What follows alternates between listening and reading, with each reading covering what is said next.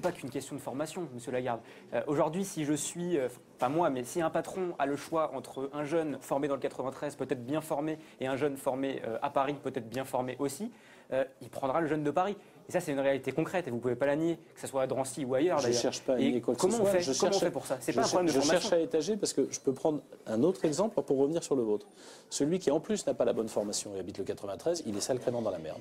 D'accord? Donc déjà au moins qu'il ait cette formation-là. Et après, on a un effort aussi à faire, et qui est peut-être collectif, de transformation de l'image de notre département, de vendre ce département pour son potentiel. Il faudrait peut-être qu'arrêter que les discours ceux des politiques et parfois ceux des jeunes eux-mêmes soient perpétuellement victimisants. Ah, on est victime de ci, on est victime de ça. Eh bien, on est victime de ce qu'on ne fait pas dans la vie. Jean-Christophe Lagarde, je vais vous donner quelques chiffres, parce que vous avez parlé tout à l'heure du département le plus jeune de France. C'est aussi le département où il y a le plus fort taux de jeunes au chômage.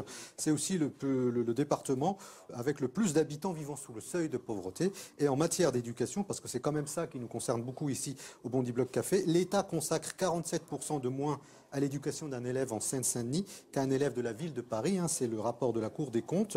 Il manque 250 professeurs pour occuper tous les postes du département. Tous les jours, entre 50 et 60 classes, je dis bien 50 et 60 classes se retrouvent sans enseignants parce qu'il n'y a pas de remplaçants. Là, ce n'est pas de la victimisation. C'est quelque chose qui est quand même réel. Il y a des chiffres. Je peux juste, sur le département qui a le plus grand taux de chômage des jeunes, c'est valable en Ile-de-France, c'est pas valable comparé au reste de la France. D'accord. Maintenant, tout ce que vous venez de dire est vrai. Quand on parle de formation, je pense que tout ce que vous venez de dire est vrai sur la formation, y compris sur les moyens dont sont dotées nos propres universités. Il y a beaucoup plus à Paris qu'ici. Or, c'est beaucoup plus ici qu'on a besoin d'État et de services publics que là-bas. Et on nous compense, entre guillemets, ça à travers des contrats urbains de cohésion sociale, bref, quelques cerises qu'on nous met dessus, mais qui ne permettent pas d'alimenter le moteur. Donc je ne peux pas dire le contraire. Je vous ferai remarquer d'ailleurs que c'était pas mieux avant. Mais ceux qui disaient avant, on va mettre des moyens ici, on attend toujours les moyens et on ne les voit pas venir. On parle beaucoup de la municipale à Paris, entre NKM et Anne Hidalgo. Je note d'ailleurs que dans cette thématique, on ne parle absolument pas de la banlieue, puisque c'est le Paris intramuros, mais en même temps, les gens qui habitent ici en banlieue nourrissent et participent au prestige de la capitale. Donc là, cette thématique est bien sûr, et cette thématique on va bosser là-bas.